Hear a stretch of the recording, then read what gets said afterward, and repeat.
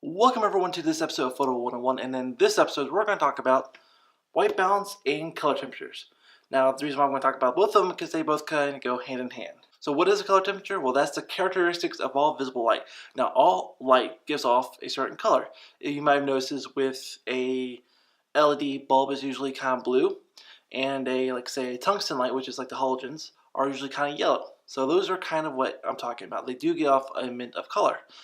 And if you're wondering, these are actually represented in Kelvin. So if you ever wanted to know why someone said 56 Kelvin, they're talking about that. They're talking about the absolute color temperature of that light. So why does that have the thing with photography? Well, you want to make sure that you're using the right color for your image, because if the white balance is off, the color is going to look completely different. Now with this right now, this is white balanced correctly to my light. Now my light is a daylight balance light, so it gives off a blue emitting light.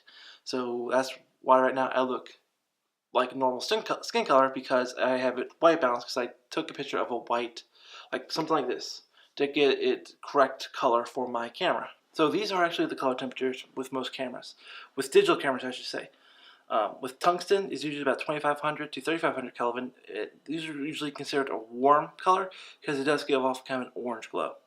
Fluorescence, usually 4000 to 5000 K. It's kind of greenish, a green type of tint. It looks horrible, I think. Now, daylight or sunny is usually at 5000 to 6500 Kelvin, and that's usually considered a cool light because it's kind of a bluish color.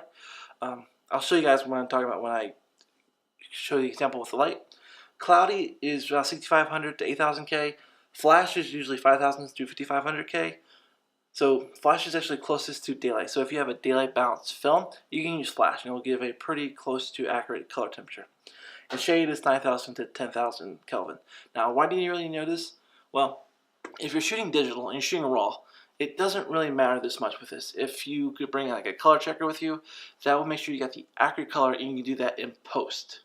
Now if you're dealing with JPEG, you kind of want to get a custom white balance before you start shooting. So if you just have like a white card, take a photo of that, get the custom white balance there, then you can continue shooting. Now if you're dealing with film, you're kind of out, like you are at the mercy of the film. Now most film for still photography is usually daylight balanced, but if you're dealing with, let's say, like motion picture film, movie film, those can be daylight balanced or tungsten balanced. That means they work with the tungsten lights and they get white balance with that. I'm going to show you guys in a minute what happens if you have wrong white balance, and how to fix it too if you're dealing with a film like I'm dealing with film now.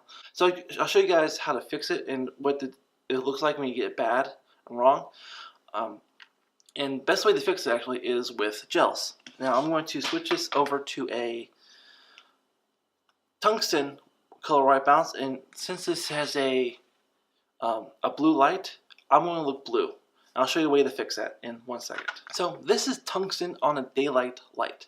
Now I look very blue, and obviously you can tell by my white wall here, it's blue. So it's giving off the light, the color of the actual light. So if I had a tungsten balanced film, I'm using daylight, everything's gonna have a blue tint to it. Now if I have a daylight film and I have tungsten light, everything's gonna have an orange film to it. So I'm gonna show you guys how to fix this actually. So if you can't change your white balance like you're doing with film, how you do it? With gels. Now this is a CTO. What that means is color temperature orange, meaning that if I put this on a blue light, it will look orange. I'm going to show you guys what it looks like in a second, so you guys will see the change happen.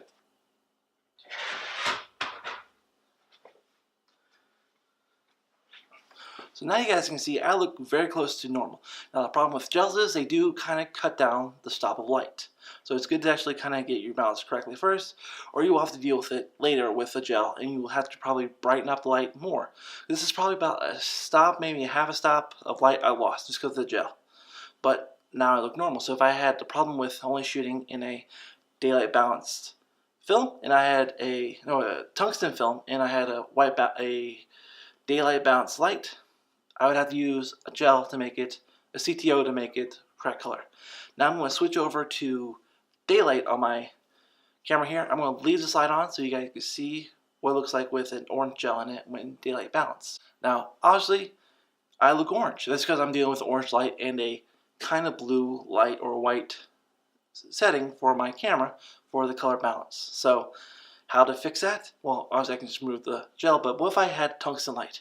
Well, then you would be picking up CTB. That'll be color temperature blue, and that'll give it a kind of a blue tint and will make this look kind of normal. Now, I don't have CTB to show you that, but I'll just remove the gel and you guys can see it change.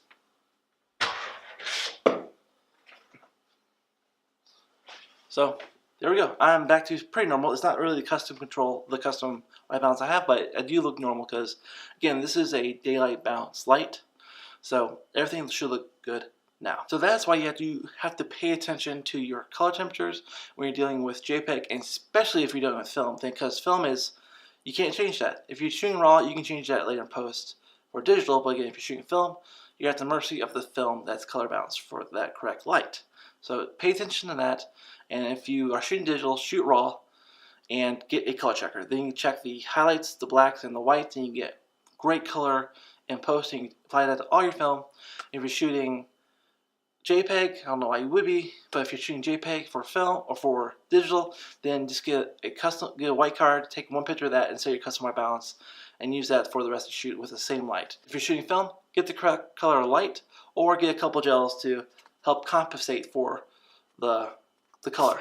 I hope this explained white balance and color temperatures, why that's important in photography, and why you definitely need to know the difference between each of them and how to adjust it in your camera if you have digital. If you have film, sorry, get a gel. I hope you guys enjoyed this video. If you did, don't forget to hit the like and subscribe button down below. Also, you can follow me on my Twitter and Instagram page where I post everything there. Again, thank you guys so much for watching, and I'll see you guys in the next one.